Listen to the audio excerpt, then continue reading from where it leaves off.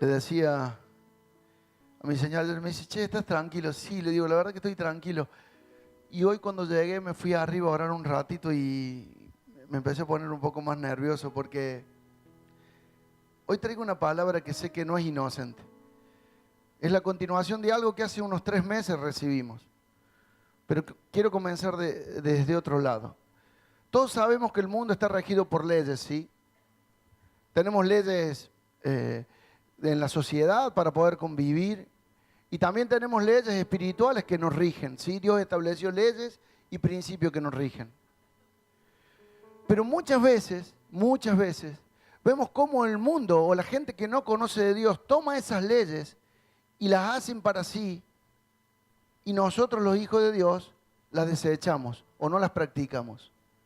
Algunos ejemplos de esto son, por ejemplo, el que da, recibe. Más bienaventurado el dar que recibir. Y vemos gente del mundo que está dispuesta a dar de lo que no tiene. Y vemos cómo son prosperados. Y vemos gente con mucho dinero, pero que no tienen miedo a soltar de su bolsillo algo.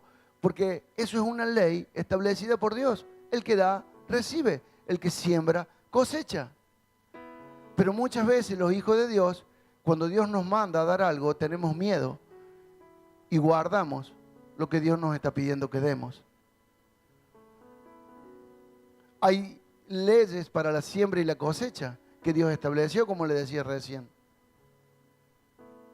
Y muchas veces decimos, no tengo, pero no sembramos antes. Ayúdenme, pero no estuvimos dispuestos a poner una semilla para que esa semilla dé fruto. Los jóvenes vienen trabajando con el tema de la semilla. Y es necesario que podamos sembrar para poder cosechar. El mundo lo conoce y el mundo lo hace. Honrar a los padres es una ley que rige para todos, no solamente para los hijos de Dios. Y vemos muchas veces, cuando trabajamos en el discipulado, gente que no honra a su padre. Gente que vive de una manera diferente y vemos en el mundo gente que sí lo hace. Uy, pastor, trae todo mala onda hoy. No. Quiero decirle algo. Mateo 4:45 dice que Dios hace salir el sol sobre buenos y malos. Y hace llover sobre justos e injustos. Dios dejó estas leyes y principios primero para nosotros. Y somos nosotros quienes debemos ejecutarlas. Y muchas veces nos relajamos creyendo de que, bueno, ya está. Que los hagan los otros, total, yo ya soy salvo, yo ya recibí al Señor en mi corazón. Hace unos 3 meses les decía, el pastor habló acerca de la guerra.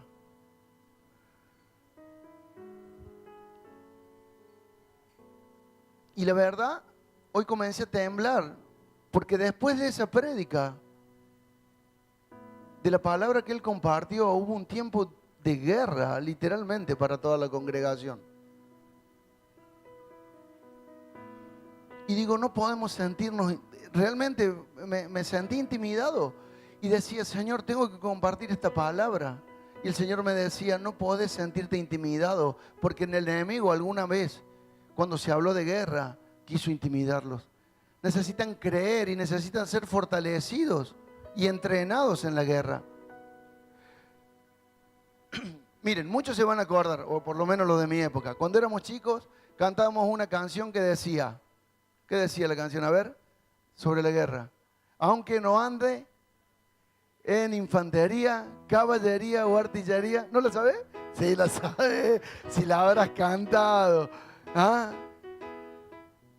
No la voy a cantar yo porque se van todos. Sí, la canción decía, soldado soy de Jesús.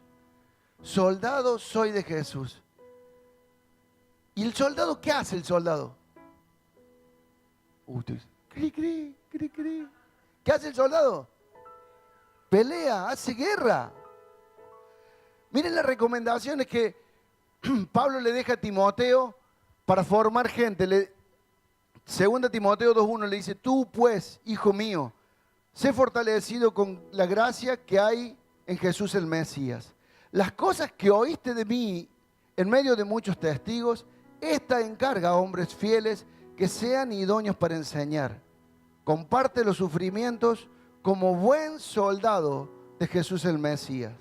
Ninguno que milita, le está hablando de que Él prepare gente con características así, de los que va a preparar. Que ninguno que milite se enriede en las cosas del mundo. La pregunta acá es, ¿cuántos están militando esta batalla y aún están enredados en las cosas del mundo? Si yo pusiera, me acuerdo cuando tuve que ir a hacer la revisación para el servicio militar, había una mesita y todos firmaban, el que tenían de alta o el que entraban firmaban y algunos pasaban y se iban. Pero después venía el momento en el que repartían los uniformes. Dani me puede ayudar mucho más con esto. No lo veo al Dani, debe andar por allá. Te reparten los uniformes. Si yo hoy quisiera pasar a la iglesia a repartir uniformes, ¿cuántos se podrían decir que son soldados de Jesús?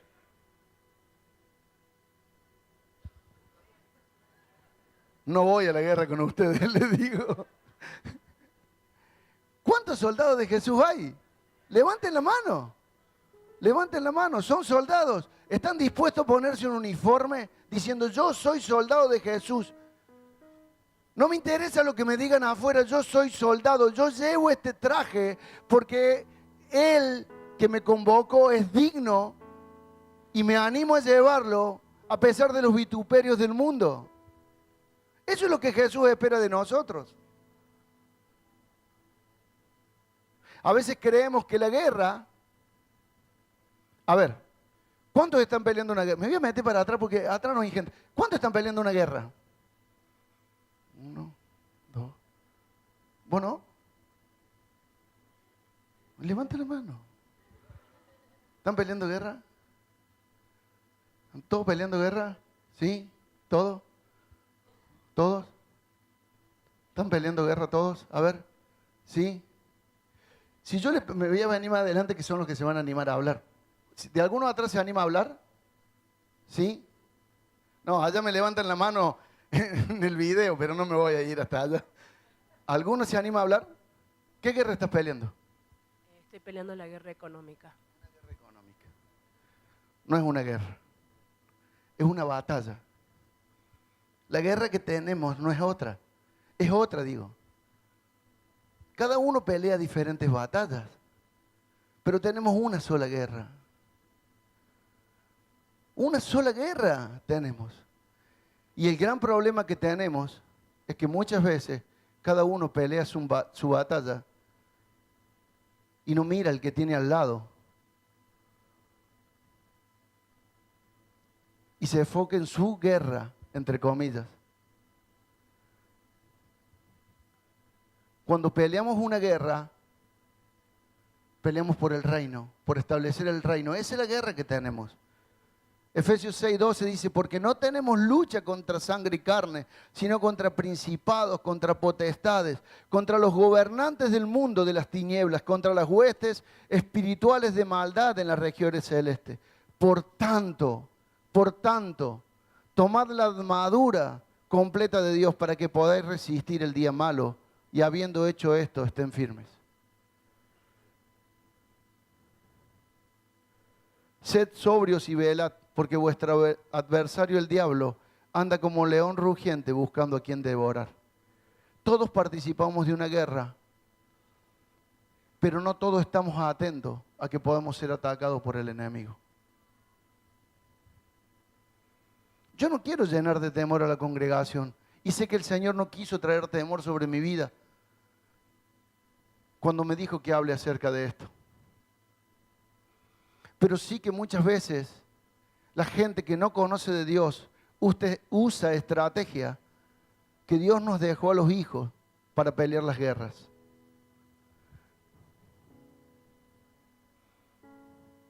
Por algún motivo... Hola, acá estoy. Por algún motivo llegó a mi mano un artículo periodístico que habla sobre un libro que se llama El arte de la guerra. Posiblemente los que estudiaron negocios o algún tipo de marketing lo hayan leído, ¿sí? Me llamó mucho la atención, porque es un libro muy antiguo, muy antiguo. Y comencé a ver en ese libro, que no es cristiano, muchos parámetros que la sociedad usa que nosotros como hijos de Dios, las cosas que ese libro habla, muchas de ellas están escritas acá y otras nos fueron enseñadas en diferentes prédicas y aún así nosotros como hijos no las usamos para enfrentar las batallas. Por eso hoy quiero hablarle acerca de algunos aspectos importantes para enfrentar la guerra. Y si todos estamos enfrentando guerra, es importante que tomes nota. Porque al enemigo no le importa si vos te vas, si tomaste o no tomaste nota. Él te ve con el uniforme del enemigo y te ataca. Así que si no estás peleando una guerra, prepárate, estate atento, sé sobrio y vela. Porque el adversario anda buscando a quien devorar. Miren, yo le voy a ir leyendo algunos fragmentos del libro para que ustedes puedan ver cuánto de eso Dios nos ha enseñado y nosotros no le damos importancia. El artículo decía así: el arte de la guerra es el mejor y más famoso tratado de estrategia del mundo que se ha convertido en un libro de culto en el mundo de la economía y de la empresa. Muchos de acá estamos peleando una guerra con tiro y el mundo usa esto para establecer un parámetro y nosotros lo dejamos de lado. Nos propone unos principios válidos tanto en el mundo de la estrategia militar como en los negocios o la política. A pesar de su antigüedad, es un libro terriblemente moderno que nos ayudará a reflexionar sobre cualquier tipo de problema y plantear las estrategias que necesitamos para atacar. Y ahora sí el fragmento del libro. Dice: el arte de la guerra se basa en el engaño. Yo le voy a describir ahora un fragmento del libro que habla de cualidades casi exactas, por no decir en un 100% exacta, de cómo el enemigo nos ataca a nosotros.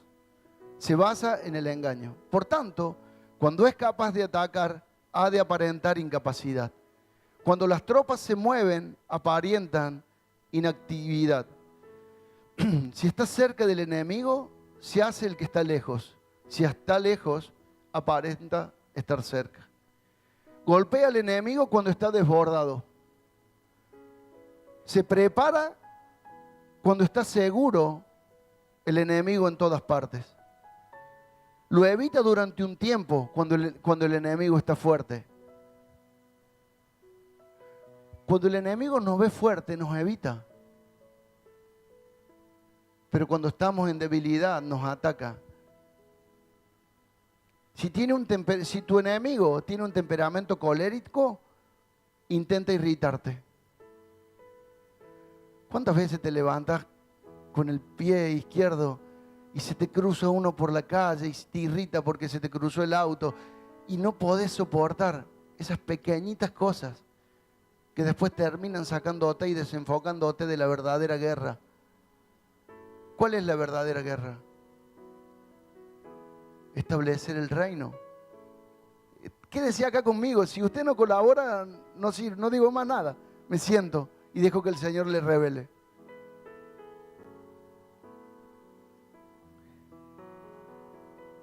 Si la persona es arrogante, trata de fomentar su egoísmo. Las tropas enemigas se hallan bien preparadas en su reorganización. Si están unidas, siembra disensión entre sus filas. Ataca al enemigo cuando no está preparado y aparece cuando no lo espera. Realmente cuando leí este fragmento del libro me di cuenta que el Señor nos advirtió acerca de cómo el diablo opera. Y nosotros andamos distraídos y nos dejamos distraer fácilmente, de tal manera que el enemigo puede atacarnos. Les leía recién: sed sobrios y velad, porque el adversario anda como león rugiente buscando a quien devorar. Y en Efesios se nos insta a vestirnos de toda armadura, porque no estás en guerra cuando estás peleando una batalla. Estás en guerra todo el tiempo.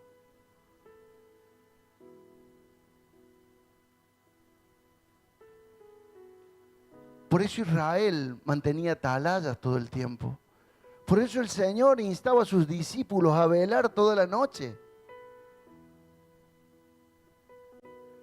Revestidos de toda armadura de Dios para que podáis estar firmes contra las acechanzas del diablo.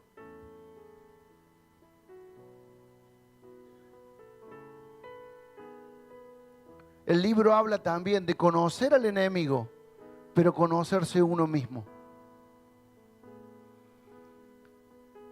En el mensaje que el pastor nos habló hace unos 3 meses, hablaba de la importancia de conocer el enemigo, de ponerle un nombre, de saber contra qué estamos peleando, de poder investigar cuáles son sus debilidades, de poder saber cómo atacarlo, de poder saber cómo cubrirnos. Pero muchas veces estamos en situaciones de batalla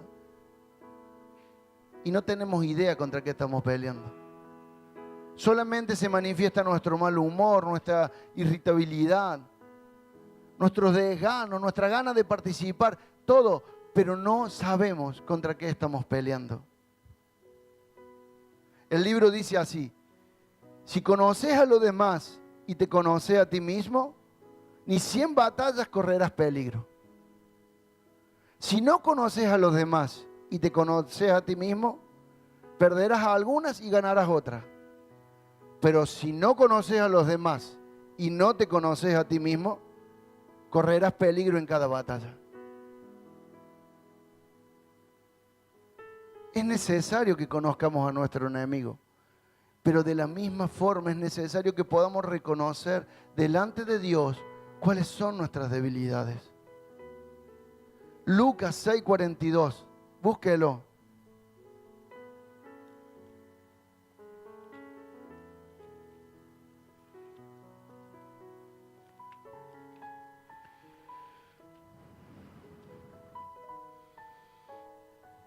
¿Qué tiene que ver este versículo? Mire, preste atención.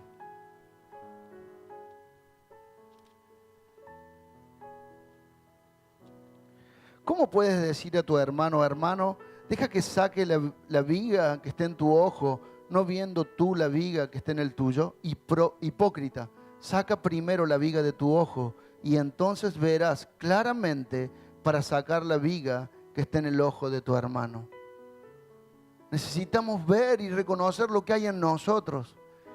A veces cuando el enemigo nos ataca, comenzamos a echarle culpa a los que nos rodean. Ah, no, lo que pasa es que estaba débil el flanco por este lado. Mi esposa estaba débil, mis hijos estaban débiles.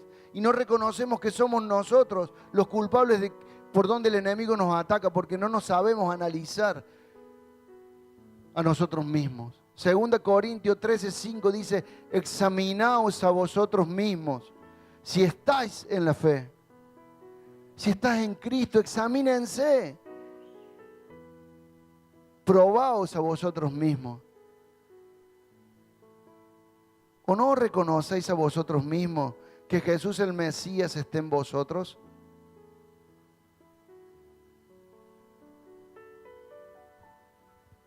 David sabía que él podía conocer una parte de sí, pero no todo. Por eso él se presentaba delante del Padre diciéndole: escudriñame, Señor, escudriñame, Señor. Pruébame y conoce mis pensamientos y ve si hay en mí camino de perversidad. Guíame al camino eterno. Móstrame mi debilidad, Señor. Móstrame mi debilidad, así puedo cubrirme en ella para que el enemigo no me ataque por ahí.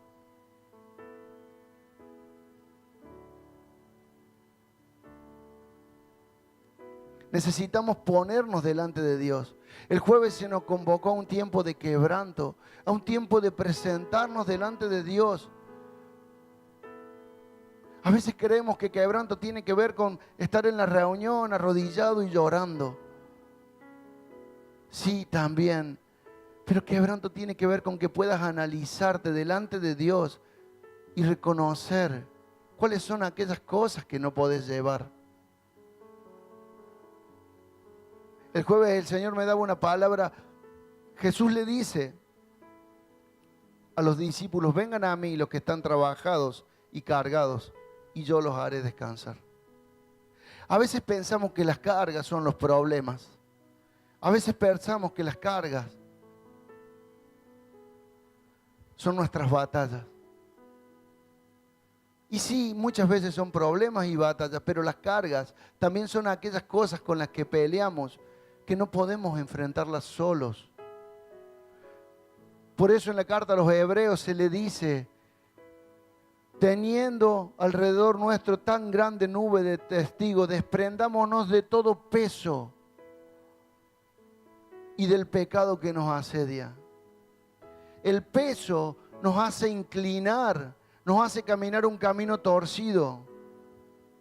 El peso es lo que nos lleva a ir de lado. Vez pasada hablábamos creo que con Martín o con Jerez, veíamos como un carrito en un auto, cuando está mal distribuida la carga, comienza a temblar y puede desbalancearse y hasta salirse del enganche del auto. Necesitamos tener bien claro cuáles son nuestras debilidades delante del Señor.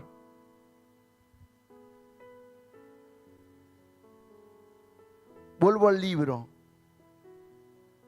Si eres capaz de ver lo sutil y de darte cuenta de lo oculto, irrumpiendo antes de la orden de batalla, la victoria así obtenida es una victoria fácil. Cuando eres capaz de ver lo sutil, es fácil ganar. Segunda Corintios 4:18. No poniendo nuestra mira en las cosas que se ven, sino en las que no se ven. Porque las cosas que se ven son temporales, pero las que no se ven son eternas. Ver lo sutil es poder ver que todo lo que nos pasa no es por casualidad. Que vivimos en un mundo espiritual y que necesitamos entender que lo que nos está pasando son alertas que el Señor nos pone para estar atentos en la guerra que tenemos. Necesitamos ser sutiles y mirar lo que Dios está mirando en el camino.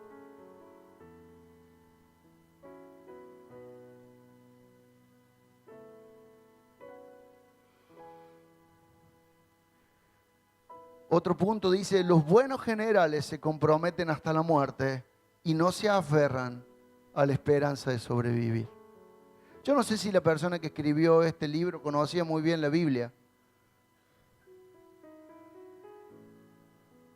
Dice así, 2 Corintios 4:11, porque nosotros, los que vivimos, somos entregados constantemente a la muerte por causa de Jesús, para que también la vida de Jesús se manifieste en nuestra carne mortal.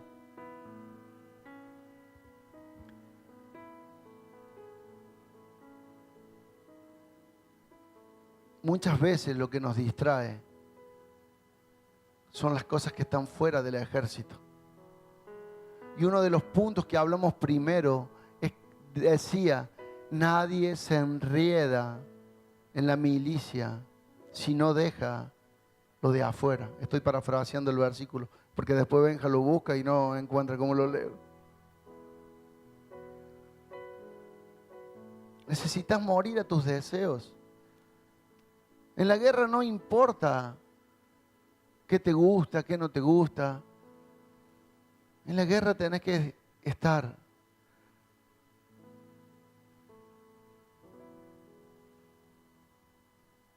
Comer lo que hay, dormir donde se puede y estar dispuesto a despertarte o tal vez no dormir para pelear las batallas. Miren, otro punto. Mantenerse, esto lo dice el libro, ¿sí? Mantenerse dentro de la tropa es esencial para la supervivencia.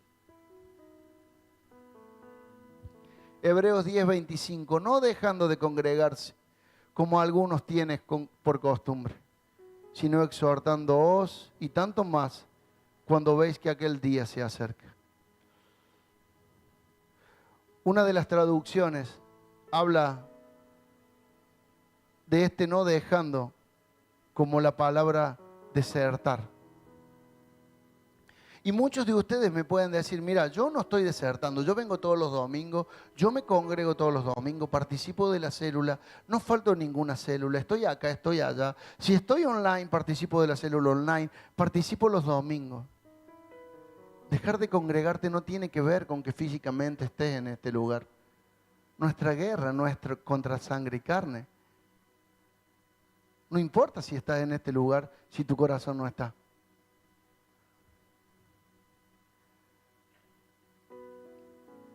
Cuando dejas de ser sincero con tu discipulador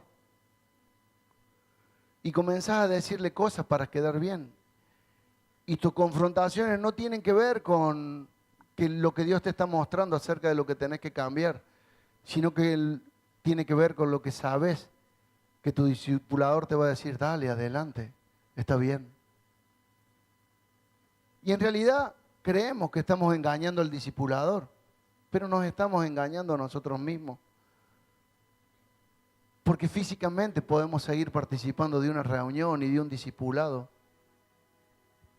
pero en nuestro corazón nos vamos alejando.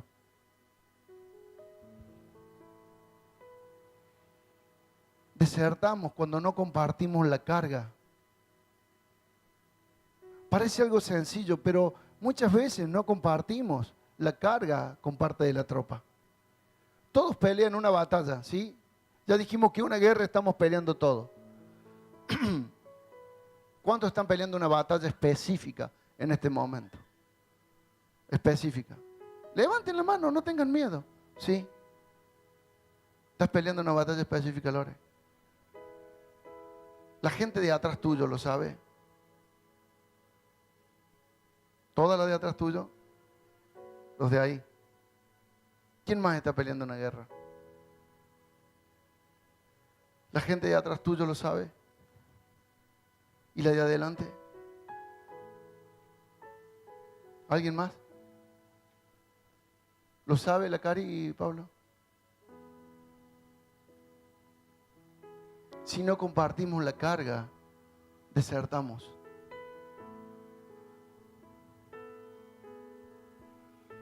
Si yo me creo el superhéroe que puedo soportar todo los embates del enemigo, llega un momento donde mis piernas se quiebran y me quedo atrás. Y cargo una mochila y el ejército va adelante y yo me quedo atrás porque mis piernas no dan. Necesito soltar. Y Jesús nos invitó a dejar la carga, que dejemos en Él la carga. Y muchos me van a decir, sí, yo oré y dejé la carga en el Señor. Eso es un acto espiritual. Y en lo natural, dejar la carga en el Señor es decirle a tu hermano, estoy peleando con esto, Juan, dame una mano. Porque Él manifiesta a Cristo y cuando yo lo confieso a Él, el Señor toma parte de lo que yo llevo y Él lo puede llevar. No puedo creerme el superhéroe y creer que puedo cargar con todo. Total, ¿a quién le interesa si yo estoy peleando con la finanza o si estoy peleando por la desobediencia de mi hijo? ¿A quién le interesa? Si vos te quedas, hay alguien a quien a vos te toca cubrir que queda al descubierto. ¿Es así, Dani?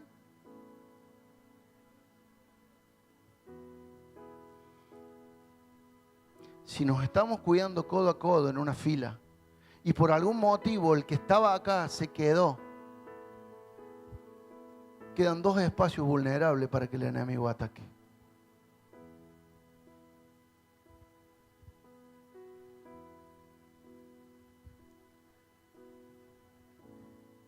El Señor quiere que puedas compartir tu carga. No hace falta que te pares al frente y le hables a todo. Pero por lo menos con el grupito con el que participas en la célula, con tu discipulador.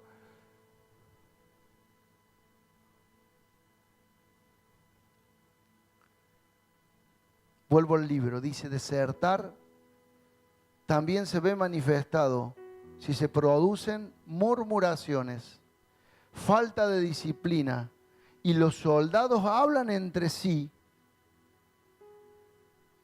Quiere decir que se ha perdido la lealtad de la tropa. Las murmuraciones describen la expresión de los verdaderos sentimientos. La falta de disciplina indica un problema con los superiores. Cuando el mando se ha perdido a la lealtad de la tropa, los soldados hablan con franqueza entre sí de los problemas de los superiores.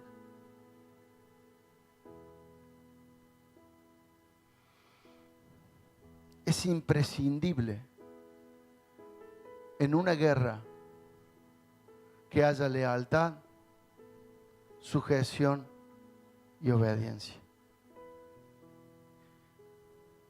Y si bien le mencioné los otros puntos, quiero explayarme un poquito más en esto. Acerca de la lealtad, hablé hace un tiempo atrás y le compartí algo que el Señor puso en mi corazón.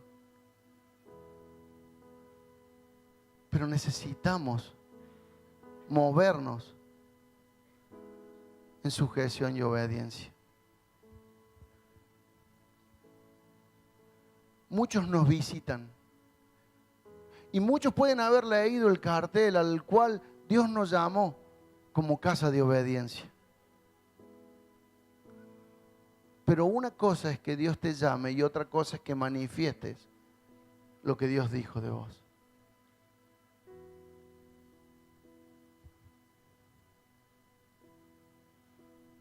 A veces creemos que obediencia tiene que ver con hacer lo que me mandan. ¿Sí? Bueno, me pidieron que haga esto, bueno, voy y lo hago y listo, soy obediente.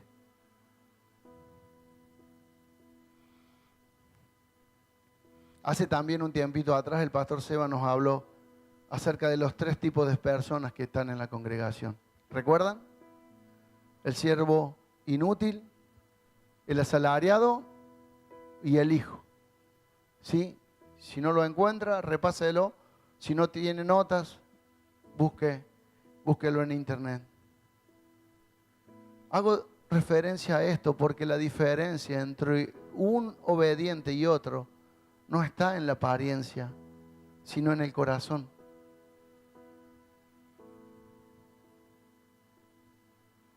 Miren, voy a leerles un versículo.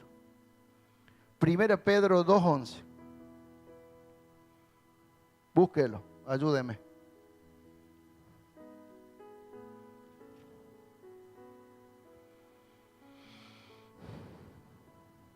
Dice, amados. ¿Lo encontró? Amados, os ruego, ¿esperamos? No. Os ruego como a extranjeros y a peregrinos que abstengáis de los deseos carnales que batallan contra el alma, manteniendo digna vuestra manera de vivir entre los gentiles, para que entre lo que murmuran de vosotros como de malhechores, glorifiquen a Dios en el día de la visitación a causa de vuestras buenas obras. Hasta ahí nomás, vamos a leer. Si yo tan solo les leyera esos versículos, el versículo comienza diciendo que abstengáis de los deseos carnales. Y si yo le preguntara a ustedes, ¿cuáles son los deseos carnales? ¿Alguno me puede decir uno? ¿Cuál? Lujuria. ¿Alguien más? Bueno, se equivocaron. Versículo 13. Todos tenemos la idea que los deseos carnales tienen que ver con malos pensamientos, pensamientos sexuales, amor incondicional sobre cosas que no tienen que ver. Pero Él nos está exhortando a que nos salgamos de los deseos carnales que batallan contra el alma, dice, manteniendo digna nuestra manera de vivir. ¿De qué forma? Dice, sometiendo a toda autoridad humana a causa del Señor, ya sea el rey como el superior. Los deseos de lo que está hablando son los deseos de desobediencia. Son los deseos de rebeldía. Son los deseos de libertinaje. Deseos que me hacen poner por sobre la autoridad.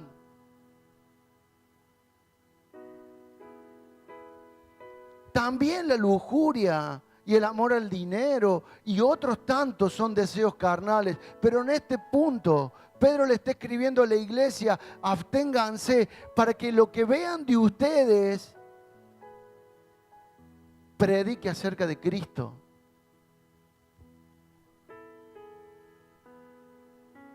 Versículo 15. Porque así es la voluntad de Dios, que haciendo el bien hagáis callar la ignorancia de los hombres insensatos, como libres, no como teniendo la libertad por causa de malicia, sino como siervos de Dios. Honrad a todos, amad a la hermandad, temed a Dios, honrad al Rey. Los criados sométanse con todo temor a los amos, no solo a los buenos y apacibles, sino también a los de áspera condición.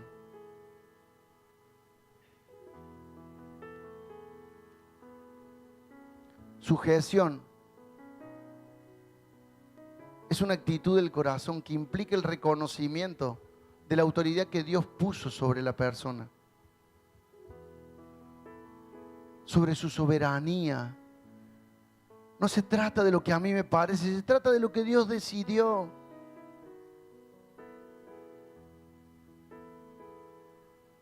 No se trata de cómo yo lo veo, se trata de cómo Él lo ve.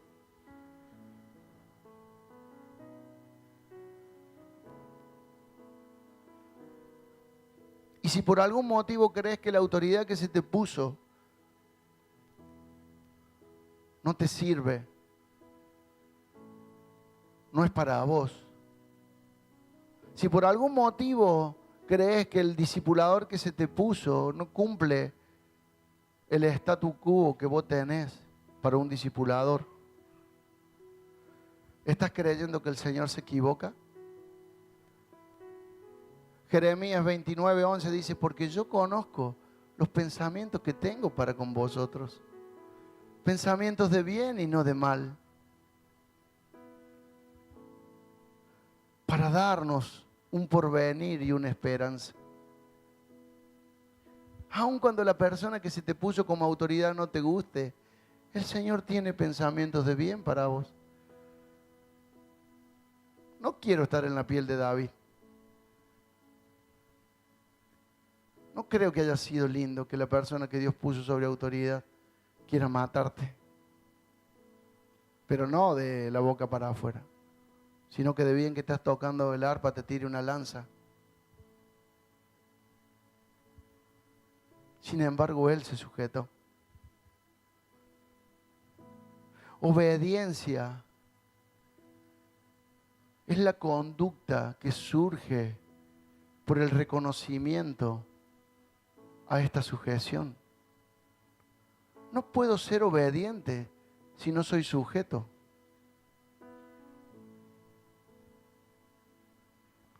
Yo puedo, Roger me pide que haga algo. El pastor Seba le pidió a Roger que él maneje este tiempo. Y él me puede decir: hace tal cosa. Y yo puedo ir y hacerlo, pero después que lo hago digo: siempre me pide a mí, Roger, este. ¿De qué sirve? Si en mi corazón no hay sujeción, ¿de qué sirve que haga? Mi obediencia no sirve para nada. La obediencia trae bendición a las generaciones. Génesis 26:1, acompáñenme.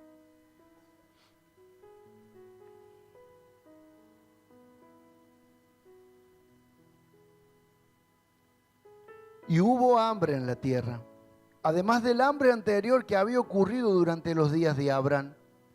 Y se fue Isaac a Gerar, a Ahimelech, rey de los filisteos, y se apareció el Señor y le dijo: no desciendas a Egipto, quédate en la tierra que yo te diré. Reside en esta tierra y yo estaré contigo y te bendeciré, porque a ti y a tu descendencia daré todas estas tierras y te confirmaré contigo el juramento que juré a tu padre Abraham, y multiplicaré tu descendencia como las estrellas de los cielos, y daré tu descendencia todas estas tierras, y tu simiente serán bendecidas todas las naciones de la tierra. ¿Por qué? Porque Abraham me obedeció y guardó mi ordenanza, mis mandamientos, mis estatutos y mis leyes. Cuando en tu corazón hay un corazón de obediencia, muchas veces queremos el fruto inmediato. Yo fui obediente, ahora ¿qué me dará el Señor? Señor, yo fui obediente, ¿qué me vas a dar?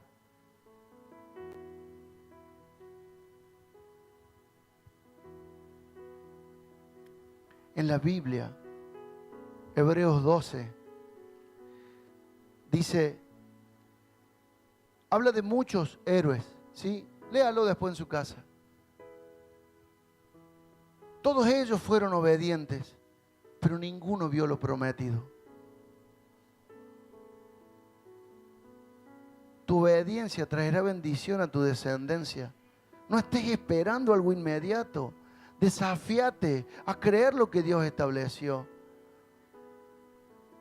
No seas obediente por conveniencia. Sujeta tu corazón a la autoridad que Dios te puso.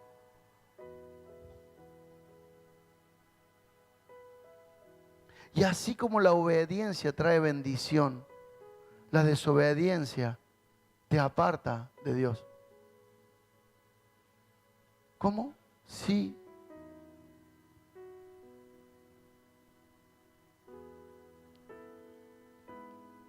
Primera Samuel 15. Es largo lo que vamos a leer. Búsquelo. Seguramente conoce la historia, pero quiero que la leamos. Dice, Jehová me envió a que te ungiera por rey sobre el pueblo, sobre Israel. Por tanto, escucha ahora la voz de las palabras de Jehová. Así dice Jehová Sebaot, me acuerdo de lo que Amalec hizo Israel, cómo se interpuso en el camino cuando salieron de Egipto. Ve ahora y ataca a Amalec. Consagra al exterminio todo lo suyo sin tenerle compasión. Harás morir desde el hombre hasta la mujer, desde el niño hasta el lactante, al buey, a la oveja, al camello y al asno. Convocó pues Saúl al pueblo y le pasó revista en Telaim 200,000 infantes y 10,000 hombres de Judá. Y Saúl fue a la ciudad de Amalec y la puso en acecho en el valle. Y dijo Saúl a los ceneos, apartaos de entre los amalecitas, para que no os destruya juntamente con ellos. Por cuanto hicimos misericordia con los hijos de Israel cuando salieron de Egipto, y el ceneo se apartó del medio de Amalec. Y Saúl derrotó a los amalecitas desde Ávila hasta llegar al Asrur, frente a Egipto. Y capturó vivo a Agag, rey de Amalec, y exterminó a todo el pueblo a filo de espada. Pero Saúl y el pueblo dejaron vivo a Agag y no quisieron destruir lo mejor de las ovejas, de la vacada y de los animales engordados y de los carneros y de todo lo bueno. Solamente destruyeron lo inservible y sin valor. Entonces vino palabra de Jehová a Samuel diciendo, me pesa haber designado a Saúl como rey, porque ha dejado de seguirme y no ha cumplido mis mandamientos. Y Samuel se apresuró y clamó a Jehová toda aquella noche. Y madrugó Samuel para ir al encuentro de Saúl por la mañana. Y fue dado aviso a Samuel diciendo, Saúl llegó al Carmelo. Y he aquí se erigió un monumento y después volviendo ha pasado dejando a Gilgal. Entonces Samuel se fue a Saúl y Saúl le dijo, bendito seas tú de Jehová, he cumplido el mandato de Jehová. Pero Samuel le respondió, entonces, ¿qué es el balido de ovejas que hay en mis oídos y el mugido de las vacas que estoy oyendo? Y Saúl le dijo, los han traído de los amalecitas porque el pueblo dejó aparte lo mejor de las ovejas y de las vacas para sacrificarlas. Y a Yahweh tu Dios, pero hemos destruido al resto totalmente. Samuel respondió a Saúl: detente y te declararé lo que Jehová me ha dicho anoche. Entonces él le respondió: habla. Samuel le dijo: aunque eras pequeño ante tus propios ojos, no eres cabeza de tribus de Israel. Y Jehová te ha ungido por rey sobre Israel. Y Jehová te confió una misión y te dijo: ve y extermina por completo a los pecadores, a Amalec, y haz guerra contra ellos hasta que los acaben. ¿Por qué entonces no escuchaste la voz de Jehová y te has precipitado sobre el botín y has hecho lo malo ante los ojos de Jehová? Y Saúl respondió a Samuel: al contrario, he obedecido la voz de Jehová y fui por el camino que Jehová me envió y he traído a Ag, rey de Amalec, y he destruido por completo a los amalecitas. Pero el pueblo ha tomado ovejas y vacas del despojo, de las primicias del anatema, para sacrificarlas a Jehová tu Dios.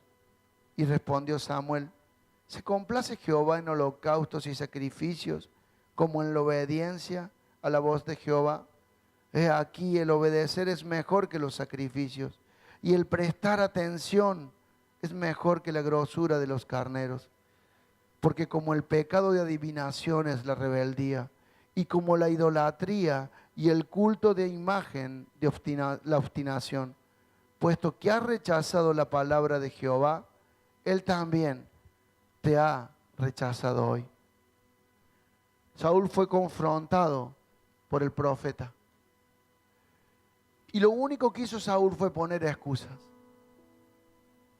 Muchas veces tenemos entrevistas con discípulos y queremos mostrarles lo que vemos de parte de Dios y comienzan a levantar argumentos y excusas.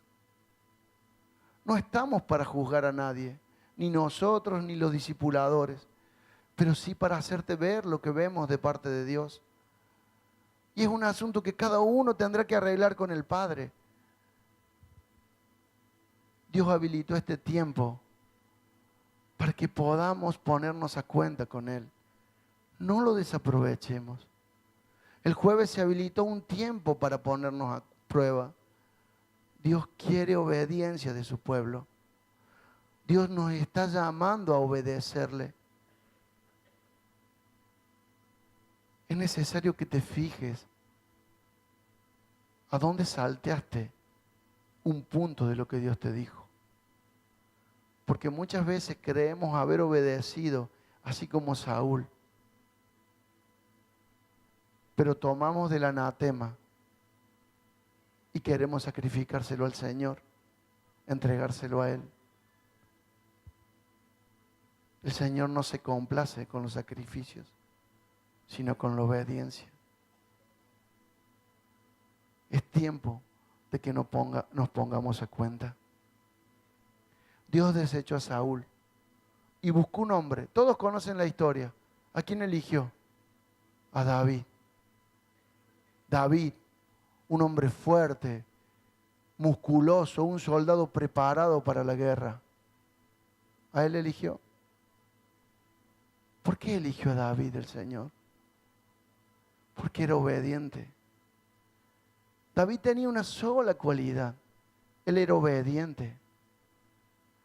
Él adoraba a Dios y tenía un corazón conforme a Dios, porque era obediente. Su padre lo mandaba y él hacía. No le importaba el desprecio, no le importaba lo que más decían. Él era obediente. Y Dios busca eso de nosotros. Los chicos no están con nosotros hoy. Están al lado y están siendo instruidos. ¿Quiere preparar a un hijo para la guerra? Enséñele obediencia. Mire, le voy a decir algo que puede parecer duro y difícil.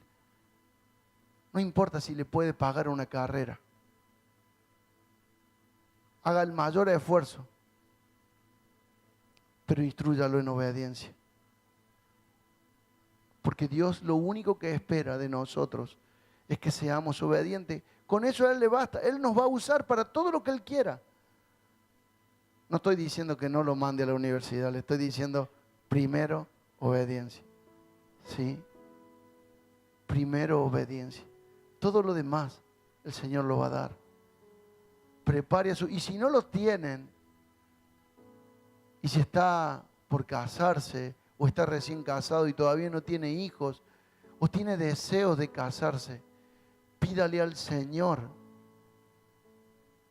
que haya acuerdo con el hombre o la mujer que Él le da para establecer obediencia en su descendencia.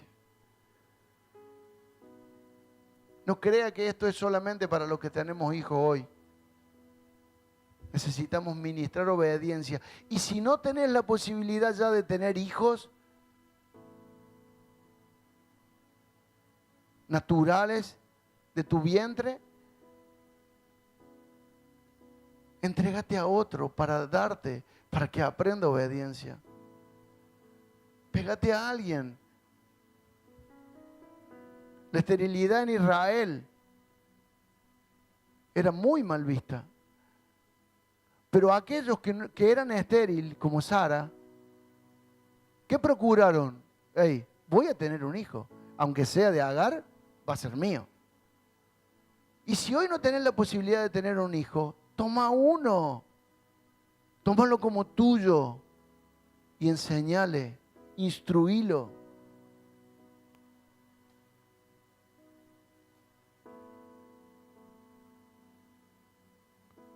Dios dejó un principio para cada ámbito de nuestra vida en cuanto a la obediencia.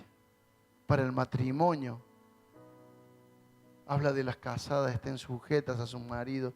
Para la familia, le habla a los hijos y a los padres. Para el trabajo, para una nación.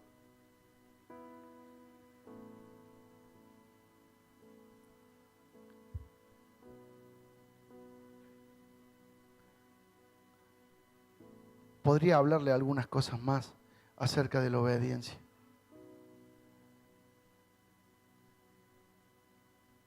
Quiero contarles algo. Dios me rescató a mí de una vida de rebeldía plena y completa.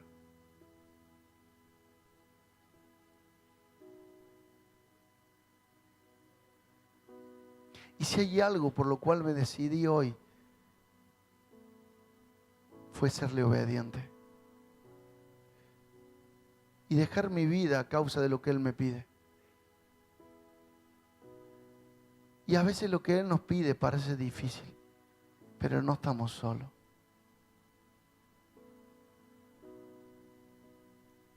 Quiero animarte que puedas anotar estos puntos que les dije. En la guerra no podés distraerte, porque tu distracción permitirá que tu enemigo no solamente te ataque a vos, sino que ataque a otro. Es necesario que comiences a indagar acerca de con quién estás peleando. Conocer a tu enemigo y conocer tus debilidades. Es necesario que comiences a mirar las cosas de una manera espiritual. Es necesario que te animes a creer que todo lo que vivimos en este cuerpo es pasajero. Y si el enemigo quiere desenfocarte, va a procurar hacerlo a través de este cuerpo, con pasiones del cuerpo, con ambiciones del cuerpo, con ambiciones del corazón, de la mente. Necesitas conocer tus debilidades para enfrentar al enemigo.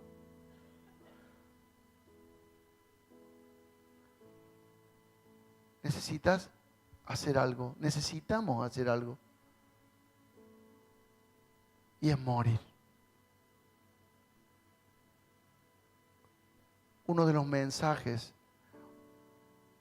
o de el evangelio mal predicado que muchas veces escuchamos y muchas veces nosotros mismos anunciamos, tiene que ver con un evangelio que te decía que cuando llegabas a Jesús todas las cosas te iban a salir bien.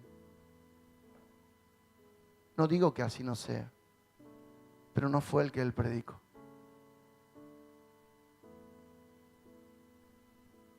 El que quiera seguirme, tome su cruz cada día, niéguese a sí mismo y sígame.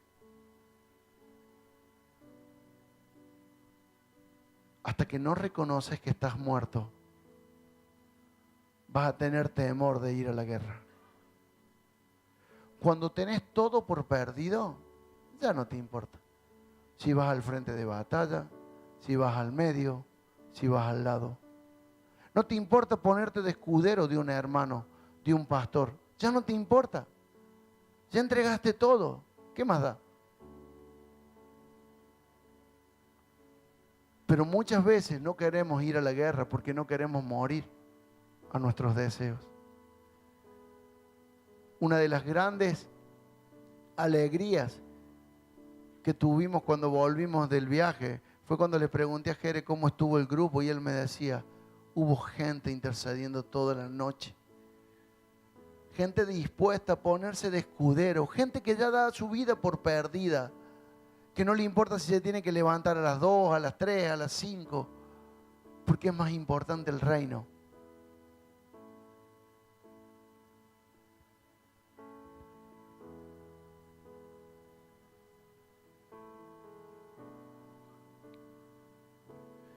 Necesitamos mantenernos juntos.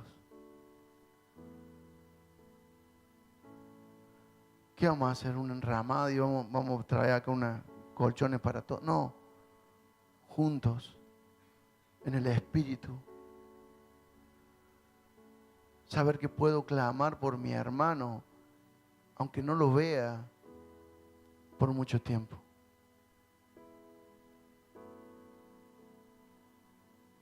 ¿Cuántos están orando por la familia Carrillo? Perdón, Edu, somos poquitos. Amigos, estar en la guerra implica estar orando por los que no tenemos al lado, pero han sido encomendados a una tarea.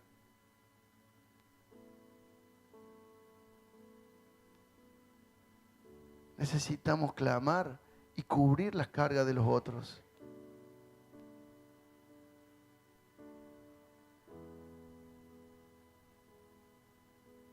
A veces estamos tan preocupados por la mochila nuestra que dejamos a los otros, que tal vez están llevando mucho más peso que nosotros, y los dejamos solos.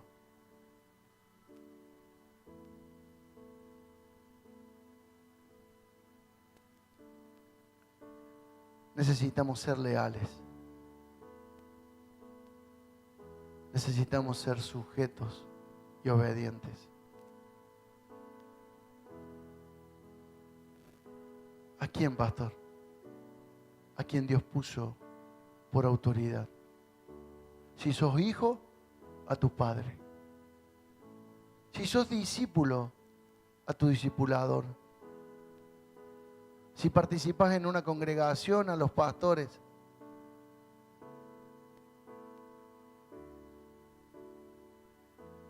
Si trabajas, a tus jefes, a tu esposo si sos mujer, a Cristo si sos marido.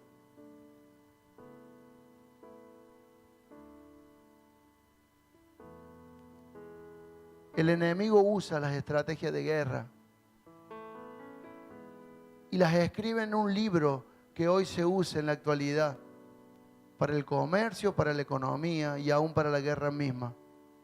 Y nosotros, distraídos, nos dejamos influenciar por lo que nos gusta, por lo que opino, por lo que es justo o injusto conforme a lo que a mí me pasa. Necesitamos despertar y estar atentos a que todos vivimos en guerra. Todos tenemos el uniforme puesto. Si Dios te llamó a ser soldado, a pelear esta guerra, si no, está bien. Pero si sos soldado y decidís alejarte porque estás cansado, porque necesitas un tiempo, porque la verdad que es muy pesada la carga. Al enemigo no le interesa. Él te ve afuera con el uniforme y solo, más fácil. Dios nos está desafiando que nos preparemos. Las trompetas también sonaban para convocar guerra. Y si bien hay guerras que nosotros enfrentamos porque decidimos ganarlas, hay otras en las cuales somos atacados por el enemigo. Pero de una o de otra forma necesitamos estar listos. Necesitamos estar listos.